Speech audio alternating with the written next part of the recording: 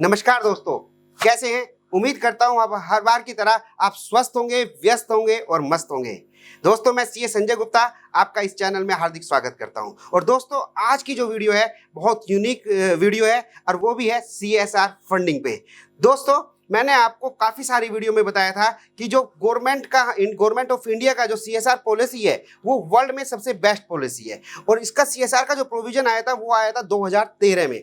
तो मैंने सारी डिटेल वीडियो डाली हुई है। मैं यहाँ पे आपको एक बेसिक चीज देता हूँ कि सीएसआर है क्या। कॉर्पोरेट सोशल रेस्पॉन्सिबिलिटी में हर कंपनी को, चाहे वो प्राइवेट लिमिटेड हो, चाहे लिमिटेड हो, चाहे लिस्टेड हो, चाहे नॉन लिस्टेड हो, चाहे छोटी कंपनी हो, चाहे बड़ी कंपनी हो, अगर उसका प्रॉफिट 5 करोड़ से ऊपर होता है तो उसे 2% सोशल एक्टिविटी में खर्च करना पड़ता है। और अगर किसी ऑफिसर ने इसमें डिफॉल्ट किया तो गवर्नमेंट ऑफ इंडिया ने इतना अच्छा प्रोविजन बनाया हुआ है कि उसमें करोड़ों की पेनल्टी उनके ऊपर लग सकती है। तो कोई भी कंपनी इसमें डिफॉल्ट नहीं करेगी। ये करंट में जो ट्रेंड चल रहा है सीएसआर का, उसके अंतर्गत वही रीजन है कि गवर्नमेंट ने उस पर हैवी पेनल्टी लगाई हुई है। और इसी की वजह से गवर्नमेंट की जो पॉलिसी है वो वर्ल्ड में सबसे बेस्ट पॉलिसी है। दोस्तों, कॉर्पोरेट सोशल रेस्पॉन्सिबिलिटी का रिजल्ट कितना अच्छा आया आपको मैं कुछ एग्जांपल देके बताता हूं, कुछ कंपनियों के बारे में बताता हूं। गोदरेज कंपनी के बारे में आप सब जानते होंगे।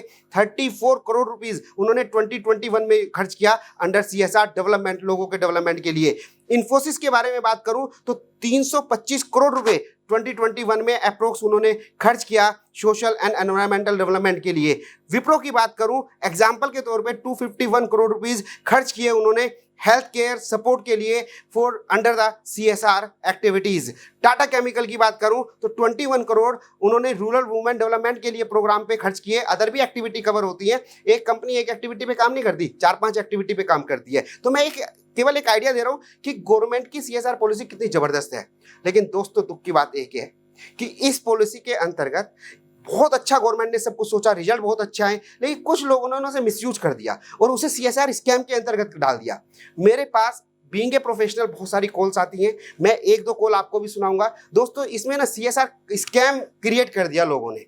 अब ये सीएसआर स्कैम क्या है? दोस्तों, क्या होता है कि जो एनजीओ होती हैं उसमें ना उनकी एक मेन प्रॉब्लम होती है फंडिंग की। हर एनजीओ को मोस्टली फंड चाहिए होता है क्योंकि वो कोई बिजनेस तो करते नहीं है। तो ग्रांट पे, सब्सिडरी पे, डोनेशन पे वो लोगों का डेवलपमेंट करते हैं।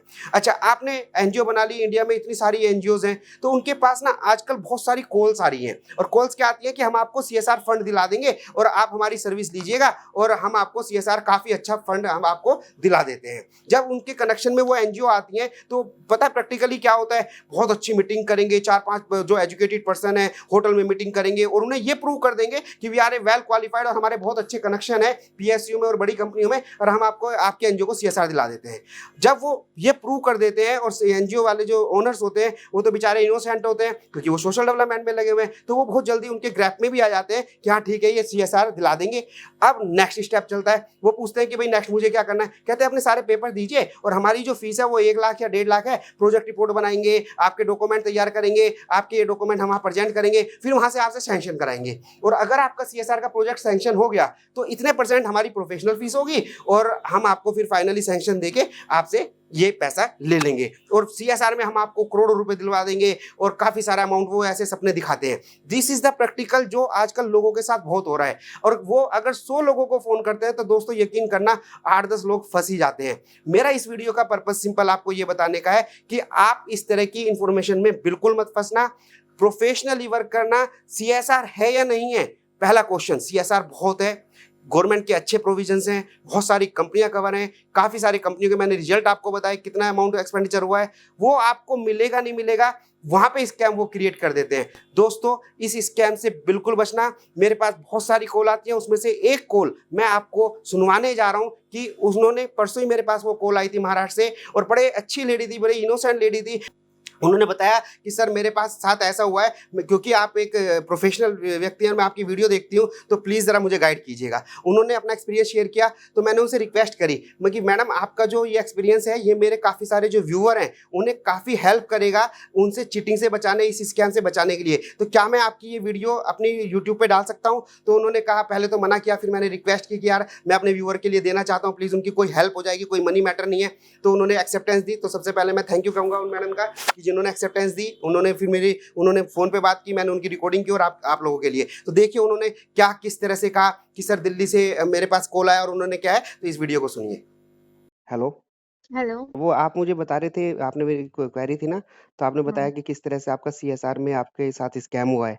तो हाँ, मैं चाहता हूँ मैं चाहता हूँ कि जो पार्टिसिपेंट मुझे सुन रहे हैं, वो भी इस हाँ, चीज़ को आपका एक्सपीरियंस गेन करें, एक्सपीरियंस सुनें और वो भी हुँ, इस चीज़ से बच सकें कि जो आपके साथ हुआ है, आपसे लर्निंग लेके। तो प्लीज़ ज़रा हुँ, अपना एक्सपीरियंस आप शेयर करेंगे? अगर आप हाँ, चाहते हैं प्लीज़। Yes sir. जी, बताइए। मैं महाराष्ट्र से बात कर रही हूँ। जी, मैंने सीएसआर फंड के लिए अप्लाई किया था कैनरा बैंक फाउंडेशन में। जी, तो हमें फेक सैंक्शन लेटर देके उन्होंने परसेंटेज लिया हमारे पास से। ओके, और बाद में 15 दिन में डिसबर्स हो जाएगा, आरटीजीएस हो जाएगा, ऐसा करके आज 5 साल पूरे हो गए, आज तक अभी तक आरटीजीएस नहीं हुआ। ओके। और वो जो आदमी है वो मेरा कॉल रिसीव नहीं कर रहे और हैं। कितने पैसे लिए आपसे? 5,70,000 वो आप दे चुके हैं। दे चुकी हूँ। कैश दिया था पुणे में, वो पुणे में तो आए आ थे। ओके, तो आपने किसी भी तरह से और वो दिल्ली के थे? हाँ, वो दिल्ली के हैं। ओके। और हम्म। उसके बाद फिर आपने कोई एक्शन नहीं लिया उनके अगेंस्ट? बहुत बार ट्राई किया उनको कॉल करके पूरा। ये पहले तो बोलते थे हो जाएगा काम, आज होगा, बाद में होगा, 1 महीने में होगा करके उन्होंने 1 साल ऐसा ही ले लिया। और बाद में वो कोरोना कोविड आया तो उन्होंने कॉल मेरा रिसीव करना ही छोड़ दिया। तो फिर आपने मतलब स्टार्टिंग में आपसे किस तरह से उन्होंने आपको फँसाया? किस तरह से आपसे बात करी उन्होंने? प्लीज़ ज़रा बताएँगे? नहीं, वो बहुत अच्छा मीठी मीठी बात करते थे, काम करने के लिए, काम हो जाएगा, पक्का हो गया, मैं हुँ, आपका और कुछ कहीं से भी काम करके दूंगा, ऐसा वो मीठा मीठा बात करते थे। ओके और फिर लास्ट में हम्म, मतलब हो नहीं पाया काम। नहीं, हाँ, कुछ भी नहीं हुआ। तो आप अपने दर्शकों को क्या कहना चाहेंगे जो ये आपकी आवाज़ सुन रहे हैं? हाँ, मैं कि उनको यही कहना चाहती हूँ कि आप फंसो मत। हाँ वो और पूरा तय करके वो सही है या नहीं है हाँ, मतलब करके आप प्रोफ़ेशनली वहां वर्क से करें तो हाँ। ज़्यादा बेटर है। हाँ, आई थिंक आप कहना चाह रही हैं अंडर कि किसी हाँ, प्रोफ़ेशनल की एडवाइस दें, ना कि दलालों की या मीडिएटर की हाँ, कोई वो करे और हाँ, अवेयर रहिएगा इस चीज़ से। हाँ, तो दोस्तों आपने सुना कि किस तरह से ये ऐसा आप लोगों के भी साथ होता है और ये बहुत चल रहा है, बहुत ज़्यादा चल रहा है। इतने लोग मिलते हैं मुझे, इतने पार्टिसिपेंट मिलते हैं, सर मेरे साथ तो 1 लाख रुपए का उन्होंने ले लिया, अभी तक वापस नहीं करे। उनकी गलती नहीं है, वो तो लेने बैठे हैं यार घुमा फिरा के। आपकी गलती है कि आपने दे दिए। दोस्तों मैं सीएसआर के इस वीडियो के थ्रू आपको बताना चाहता हूं कि सीएसआर है, सीएसआर फंडिंग बहुत है, बहुत अच्छे प्रोविजन है, बहुत सारी कंपनियां देती हैं, लेकिन आपको मिलेगी नहीं मिलेगी वो सबसे ज्यादा पता है किस चीज पे निर्भर करता है? आपकी अवेयरनेस पे।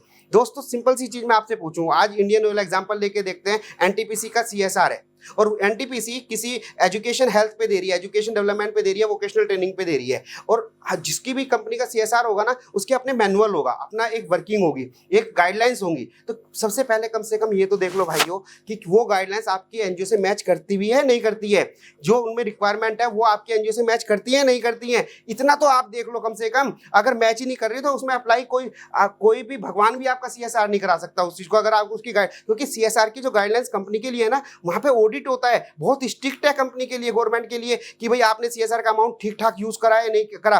आपको मैं बता दूं सीएसआर देने के बाद ना आपकी एक रिपोर्ट जाती है ऑडिटर के पास कि भाई देखो हमने इस पर्पस के लिए पैसा दिया था और वो बिल्कुल प्रोग्रेस रिपोर्ट बिल्कुल ठीक चल रही है। तो इट इज नॉट सिंपल। तो जिस ऑब्जेक्टिव के लिए कंपनी सीएसआर देती है उसी ऑब्जेक्टिव के लिए वो यूज होता है। अब ऑब्जेक्टिव तो है हेल्थ का और आप कर रहे हैं फार्मर, ऑब्जेक्टिव तो है एनवायरनमेंट का, आप कर रहे हैं एजुकेशन, ये पॉसिबल नहीं है। तो प्लीज अवेयर योरसेल्फ कि सीएसआर होता क्या है, सीएसआर को कैसे लिया जाता है, कौन से डॉक्यूमेंट लगते हैं।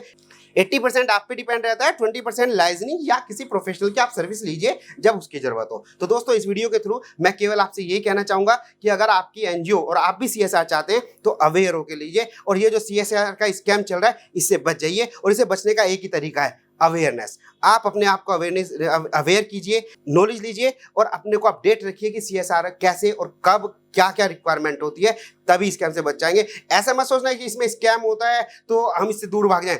एक एरोप्लेन जा रहा है, एक्सीडेंट हो गया, अब अरे एरोप्लेन में तो एक्सीडेंट हो जाता है, अब आज के बाद मैं एरोप्लेन में नहीं बैठूंगा, तो जिंदगी आपकी बिल्कुल ही डल हो जाएगी। एक्सीडेंट हो जाते हैं, इट्स ओके, एक्सीडेंट से लर्निंग लीजिएगा, लर्निंग लेके करेंगे तो सीएसआर का जितना बेनिफिट आप उठा सकते हैं आप सोच भी नहीं सकते। तो दोस्तों मैं अंत में यही कहूंगा कि आपको ये जो वीडियो है, ये इन्फॉर्मेशन है, काफ़ी यूजफुल रही होगी। प्लीज़ इसे ध्यान से समझना और चैनल को सब्सक्राइब कर लेना, क्योंकि आने वाली वीडियो में नई नई देने वाला हूँ, नए नए टॉपिक पे देने वाला हूँ। थैंक यू दोस्तों।